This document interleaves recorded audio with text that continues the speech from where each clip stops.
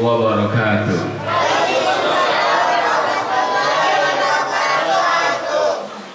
Alhamdulillah alladzi ja'ala al-halal wal haram syari'an li jami'il anam wa ja'alahu ihtida' lil hadithi asyrafil anam.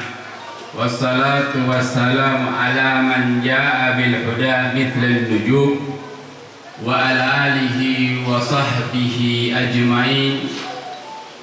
Allahumma salli wa sallim ala sayyidina Muhammadin miftahi babi rahmatillah adada ma fi ilmillah salatan wa salaman da'imaini bidawahmi mulkillah wa ala alihi wa sahbihi ajma'in, amma ba'd. Alhamdulillah, kita berjumpa lagi dalam rutinitas majlis Rasulullah Sallallahu Alaihi Wasallam dan juga majlis Al-Mustafa. Mudah-mudahan dengan hadirnya kita di malam hari ini, Allah Subhanahu Wa Taala menurunkan rahmatnya, menurunkan pengampunannya, menurunkan petunjuknya untuk kita, dan juga Allah Subhanahu Wa Taala menggolongkan kita orang-orang yang selalu dekat kepadanya dan makin cinta kepada Muhammad Sallallahu Alaihi Wasallam, dan juga makin cinta para ulama. Amin amin ya rabbal alamin. Alhamdulillah, kita bersyukur kepada Allah Subhanahu Wa Taala. Kita kedatangan tamu yang jauh-jauh datang dari kota Tegal. Beliau baru datang, kemudian kita ajak beliau untuk menghadiri majlis ini. Mudah-mudahan dengan kedatangan beliau, Allah Subhanahu Wa Taala menurunkan pandangannya kepada kita. Beliau bernama Al-Habib Muhammad Reza bin Muhsin bin Ali Al-Hamid, yang mana beliau tinggal di kota Tegal, yang pernah dulu beliau berdakwah di kota Makassar, kemudian beliau hijrah lagi ke kota Tegal. Beliau membangun pesantren yang bernama Pesantren Darul Hamid. Insyaallah beliau nanti akan mengisi acara kita Tabligh Akbar Makassar Bersalawat. Insyaallah akan diadakan di wilayah Rapokali. Mudah-mudahan Allah Subhanahu Wa Taala melancarkan acara tersebut. Alhamdulillah, kita duduknya di tempat ini memandang orang saleh, yang mana para ulama adalah pewaris para nabi, yang mana Rasulullah Shallallahu Alaihi Wasallam bersabda, ulama warathatul anbiya. Ulama tersebut adalah pewaris para nabi dan rasul. Bahkan mereka mendapatkan kemuliaan dari Allah Subhanahu Wa Taala. Kedudukan para ulama adalah para nabi dan rasul terdahulu. Tentunya harapan kita dengan duduknya bersama mereka agar kelak kita duduk bersamanya kelak di hari kiamat. Amin.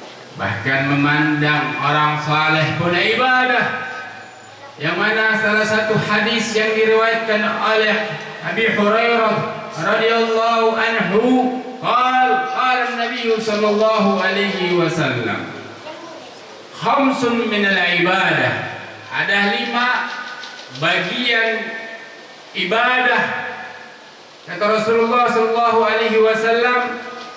Yang pertama, jillatut ta'am, kurangnya kita makan bagian dari ibadah. Kemudian apalagi, wal qu'ud fil masjid, kita berdiam duduk di masjid bagian dari ibadah. Wan nadhar ilal Ka'bah, dan memandang Ka'bah bagian dari ibadah. Wan nadhar ila mushaf, memandang Al-Qur'an tanpa membaca pun bagian dari ibadah kata Rasulullah sallallahu alaihi wasallam. Dan yang terakhir, wan nadhar ila wajhil alim, memandang wajah orang alim bagian dari ibadah. Kata Rasulullah sallallahu alaihi wasallam, memandang pun kedudukannya sama pahalanya memandang Ka'bah. Sama kedudukannya memandang Al-Quran, kalamullah. Tentunya dengan memandang orang saleh. Allah subhanahu wa ta'ala menggolongkan kita ibadah kepada Allah subhanahu wa ta'ala. Bahkan sabda Rasulullah sallallahu alaihi wasallam lagi bersabda, an-nazar ila wajhil alim ahabbu ila Allah min ibadah sittina sana. Memandang orang saleh, memandang wajah orang alim, ahabbu ilallah, Allah lebih cinta dibanding seseorang ibadah 60 tahun lamanya. Dengan memandang pun Allah subhanahu wa ta'ala menggolongkan kita ibadah 60 tahun lamanya. Bersyukur kita duduk mampu memandang wajah orang saleh, agar kelak kita dapat memandang lagi wajahnya di hadapan Rasulullah sallallahu alaihi wasallam. Amin amin ya rabbal alamin. Saya nggak panjang lebar, kita berikan kesempatan kepada beliau, berikan nasihat sepatah dua kata ataupun 100 kata juga nggak apa-apa, sebab kita sangat girang bergembira kedatangan beliau, ingin mendengar nasihat beliau, ingin mendengar wejangan beliau, agar kita makin semangat untuk menghadiri majlis-majlis ilmu, menghadiri majlis-majlis zikir, agar kita tergolong ahli ibadah, ahli berzikir, ahli berselawat kepada Rasulullah sallallahu alaihi wasallam. Amin amin ya rabbal alamin. Tempat dan waktu kami persilahkan. Allahumma salli ala Muhammad. Udhkurus salah ala nabi.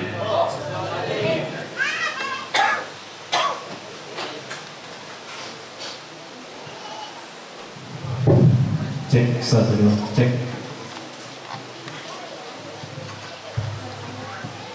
Assalamualaikum warahmatullahi wabarakatuh.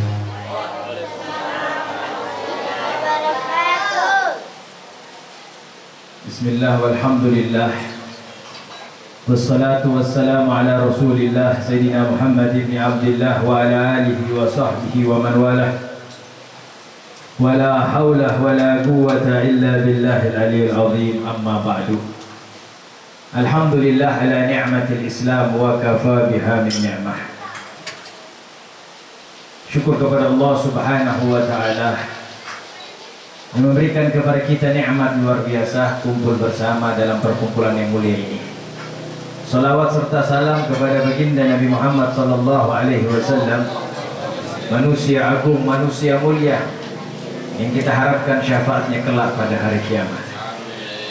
Yang kita hormati bersama, yang kita cintai, yang kita sayangi, sahabat tercinta Habibul Qalbi, kekasih hati saya, Al-Habib Hussein bin Utsman bin Hasan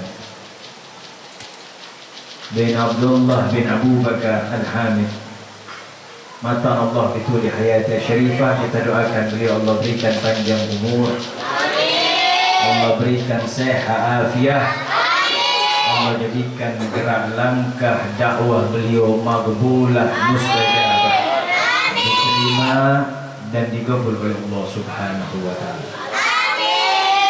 Hadirin, tadi kita dengarkan bagaimana beliau menyampaikan bahwasanya kita berharap duduk di majlis zikir semacam ini mulia. Kita berharap duduk di majlis zikir semacam ini istiqamah.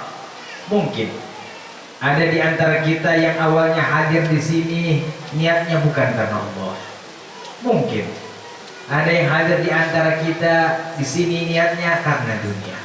Mungkin ada yang hadir di antara kita niatnya hadir di sini hanya untuk kumpul bersama. Mungkin. Namun niat-niat yang semacam itu Allah tidak akan hiraukan. Niat-niat semacam itu Allah tidak akan fokuskan. Yang Allah fokuskan apa yang terjadi di dalam perkumpulan semacam ini. Ketika kita sudah zikir bersama, Datang niat bukan karena Allah, datang niat karena dunia, datang niat karena nafsu dan lain sebagainya. Namun ketika kita duduk di perkumpulan semacam ini, Allah Subhanahu wa taala ketika dijelaskan bahwasanya ada hamba Allah hadir majlis bukan untuk Allah, hadir majlis bukan untuk Allah, hadir majlis untuk nafsunya, hadir majlis untuk dunianya, maka seraya Allah menjawab, humul qaumu la yashgu bihim jalisuhum. Mereka lah suatu kaum yang tidak akan rugi orang-orang yang berkumpul bersama mereka. Mungkin salah satu di antara kita ada yang semacam itu. Namun ketika berkumpul dengan orang-orang yang ahlillah, berkumpul dengan orang-orang yang tujuannya karena Allah, kita digabungkan bersama mereka. Bahkan dalam sebuah riwayat, bagaimana seorang hamba Allah hadir di majlis Al-Habib Abdullah bin Husain bin Tahir.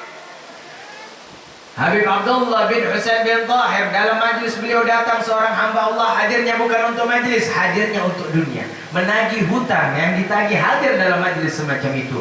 Maka Allah pun berikan hidayah kepadanya. Dia seorang rentenir, dia seorang yang cinta dunia, dia seorang yang fokus terhadap dunia. Namun hadirnya di tempat majlis mulia, majlis zikir, Allah turunkan hidayah, wafat dalam keadaan husnul khatimah. Imam Al-Habib Abdurrahman bin Muhammad As-Segaf, beliau berkata, berapa banyak orang-orang hadir majlis zikir semacam ini, kamin sahibul dhunub dakhal kharaj wala dhamba alaih. Berapa banyak orang pemangku dosa, pelaku dosa hadir di majlis zikir semacam ini, bawa dosa pulang, bawa ampunan dari Allah Subhanahu wa taala. Fala tubali niyatukum, maka jangan hiraukan niat kalian, badatum bihadza, engkau memulai dengan perkara semacam itu, wantah lillahi taala, insyaallah akan berakhir karena Allah Subhanahu wa taala.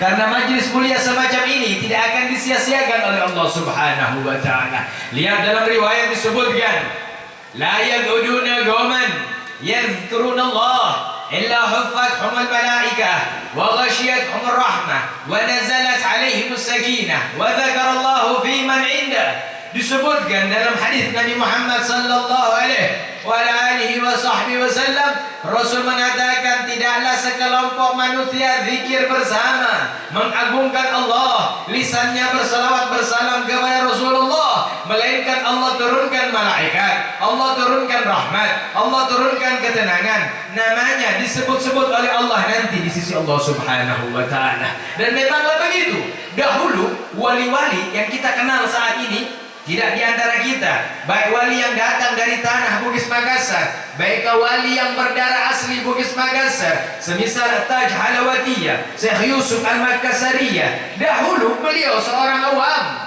dahulu beliau seorang hamba Allah, tarabbah wa ta'addab bi'adab nubuwah. Lalu beliau terdidik dengan pendidikan kenabian, duduk di majlis zikir, mengambil sanad melalui Imamul Haddad dalam sanad Tariqah Al-Ba'alawi hingga menjadi imam besar wali di tanah Bugis Makassar. Tempat pangkuan orang-orang sufiyah di tanah Bugis Makassar yang dahulunya beliau siapa?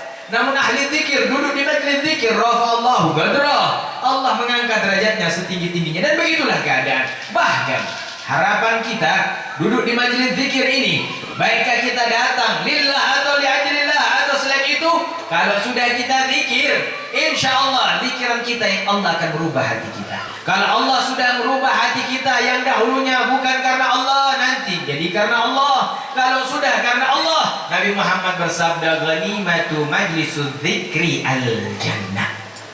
Ganjaran, balasan bagi orang-orang yang duduk di majlis zikir semacam ini surga. Hadirin, kalian duduk di majlis Al-Mustafa, kalian duduk di majlis Rasulullah, lazimkan, istiqomahkan, kesampingkan yang lainnya. Kesibukan kalian kesampingkan, perkara-perkara kalian kesampingkan. Jadikan rutinitas kalian di hari-hari yang semacam ini duduk di majlis ini, berharap ini majlis menjadi bekal, ini majlis menjadi keutamaan di sisi Allah Subhanahu wa taala. Hadirin, jangankan pembacaan rotib sempurna dari awal sampai akhir, jangankan pembacaan salawat dari awal sampai akhir, lisan kita yang mengucapkan kalimat la ilaha illallah, Allah akan haramkan neraka untuk menyentuh jasad kita. Lisan kita yang mengucapkan kalimat la ilaha illallah, Allah akan pastikan kita masuk dalam surga ya Allah. Begitulah Allah sebutkan, man qala la ilaha illallah mukhlishan dakhala Barang siapa yang mengucapkan kalimat la ilaha illallah dalam keadaan ikhlas, maka Allah akan pastikan dia menjadi penduduk surganya Allah Subhanahu wa taala. Hadirin, apapun kesibukan kita, jadikan ini adalah azimah kita. Jadikan majlis ini adalah bekal kita. Jadikan majlis ini adalah modal kita di dunia untuk mendapatkan kebahagiaan sebagai keuntungan di akhiratnya Allah Subhanahu wa taala. Dan inilah majlis yang luar biasa. Sekarang kita hidup di akhir zaman, zaman fitnah. Dahulu ketika saya kecil tinggal di Kandea, maksiat itu tunggu keluar rumah, hadirin. Tunggu kita keluar dari rumah. Namun saat ini maksiat sudah masuk ke dalam kamar kita, sudah masuk ke tempat-tempat yang berada di pojokan kamar kita. Maksiat merajalela. Kalau kita tidak terbelenggu dengan majelis zikir semacam ini, mana terbelenggu, terikat kuat dengan majelis zikir semacam ini, dengan apa kita akan mendapatkan pengampunan dosa dari Allah Subhanahu wa taala? Bukankah dalam sebuah hadis telah disebutkan, man madda sautahu bila ilaha illallah, barang siapa yang meninggikan suaranya dengan mengucapkan la ilaha illallah, ghafarallahu arba'alaf minal dzambi, Allah akan mengampunkan untuknya 4.000 dosa di antara dosanya. Andai kata dia tidak memiliki 4.000 dosa, maka sisa dari dosanya diberikan untuk kedua orang tuanya. Andai kata orang tuanya pun lebih, diberikan kepada sanak familinya. Andai kata masih lebih, diberikan kepada tetangga sekitarnya. Satu kali kalimat la ilaha illallah. Bahkan orang-orang yang ta'allaq, orang-orang yang punya hubungan kuat dengan la ilaha illallah, mereka akan mendapatkan keamanan, kenyamanan, keselamatan di alam dunia ini, di alam barzakh kelak, dan di alam akhirat nanti. Sebagaimana disebutkan dalam sebuah haditsul qudsi, disebut dengan hadis silsilatul dhahabiyah. Sebuah hadis disebut dengan hadis silsilah dhahabiyah, mata rantai emas. Ketika Imam Ali Ridha, Al-Imam Ali Uraidi datang ke desa Naisaburi, tempat Imam Bukhari tinggal dan dimakamkan. Ketika beliau datang, beliau memakai satir. Kalau sekarang kita buat beliau menyebutnya dengan cadar. Beliau pakai cadar berwarna putih karena gantengnya luar biasa, gagahnya luar biasa. Beliau duduk di atas kudanya, dikelilingi umat Islam yang menyambut beliau tidak kurang dari 20.000 umat Islam. Hingga salah satu di antara ulama yang menyambut kedatangan Imam Ali Al-Uraidi berkata, "Ya benar Rasul, wahai putra Rasulullah, sampaikan kepada kami hadis yang kau dapatkan dari ayahmu, ayahmu dapatkan dari ayahmu, hingga bersambung kepada Rasul sallallahu alaihi wasallam." Itulah disebut dengan sanad zahabiyah. Maka Imam Ali Al-Uraidi berkata, "Haddatsani abi." Ayahku menyebutkan kepadaku hadis Nabi, yaitu ayah beliau adalah Imam Ja'far Shadiq. Imam Ja'far Shadiq berkata, "Haddatsani abi." Ayahku menceritakan kepadaku, yaitu Imam Muhammad Al-Baqir. Imam Muhammad Al-Baqir berkata, "Haddatsani abi." Ali Zainal Abidin ayahnya beliau. Imam Ali Zainal Abidin berkata, "Haddatsani abi." Imam Al-Husain. Imam Husain berkata, "Haddatsani abi," yaitu Imam Ali bin Abi Thalib. Imam Ali bin Abi Thalib berkata, "Haddatsani habibi wa rasuli."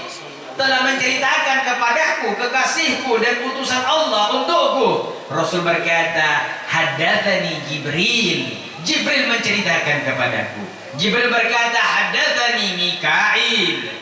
Mikail berkata, "Haddatsani Israfil." Israfil berkata, "Sami'tu Rabbal Izza yaqul." Aku mendengarkan Tuhan semesta alam berwahyu, "La ilaha illallah hisni, faman dakhala hisni amina min adabi." Allah berwahyu dengan mata rantai sanad mulia. Allah berkata, "La ilaha illallah adalah bentengku. Siapa yang masuk dalam bentengku pasti aman dari azabku." Keamanan dari azab Allah adalah la ilaha illallah. Hadirin, kalau kita pengen aman dari azab Allah, senantiasa lisan kita menyebutkan kalimat la ilaha illallah. Maka siapa yang masuk dalam la ilaha illallah tidak akan diazab di dunia, tidak akan diazab di alam barzakh, tidak akan diazab di alam akhirat. Begitulah janji Allah Subhanahu wa taala melalui lisan termulia baginda Nabi Muhammad sallallahu alaihi wa ala alihi wa sahbihi wasallam. Hadirin, selagi itu juga Nabi Muhammad menjelaskan semakin kuat dengan berkata, sabagal mufarridun, akan terdepan orang-orang mufarrid, akan menjadi termaju orang-orang mufarrid. Rasulullah ditanya, wamal mufarrid ya Rasulullah, duhai Rasul, siapa itu orang-orang mufarrid? Maka Rasul berkata, adz-dzakirunallaha katsira wadz-dzakirat, laki-laki yang banyak berzikir kepada Allah, pun juga begitu perempuan yang banyak berzikir kepada Allah Subhanahu wa taala. Hadirin, tiap hari kita ini alam pikir kita digobok oleh syaitan, alam pikir kita ditipu oleh nafsu, hingga banyak kemaksiatan dan dosa-dosa berlalu dalam kehidupan kita. Kalau kita tidak punya ta'alluq kuat dengan majlis zikir, kita tidak punya ta'alluq kuat dengan majlis ilmu, maka bisa jadi kita lah orang disebutkan fitnah akhir zaman wa fitnah ahli zaman. Bisa menjadi kita lah fitnah akhir zaman dan fitnah penduduk ahli zaman. Wa na'udzubillah, tsumma na'udzubillah. Kita doakan mudah-mudahan majlis Al-Mustafa yang sudah berjalan bertahun-tahun lamanya, lalu lagi tampil Habib Hussein dengan membawa majlis Rasulullah ke kota Makassar, mudah-mudahan menjadi majlis-majlis menjadi benteng umat Islam, khususnya akidah Ahlus Sunnah wal Jamaah. Kita yang hadir di sini Allah pandang kita dengan pandangan kasih sayangnya, hingga tidak ada satupun yang datang dalam keadaan berdosa kecuali pulang dalam keadaan diampunkan. Tidak ada yang datang dalam keadaan bersalah kecuali pulang dalam keadaan dimaafkan. Tidak ada yang datang dalam keadaan berhajat kecuali pulang dalam keadaan dikabulkan. Tidak ada yang datang dalam keadaan hina kecuali pulang dalam keadaan dimuliakan. Amin ya rabbal alamin. Amin ya rabbal alamin. Wassallallahu ala sayyidina Muhammad wa ala alihi wa sahbihi wasallam. Walhamdulillahi rabbil alamin. Wassalamualaikum warahmatullahi wabarakatuh.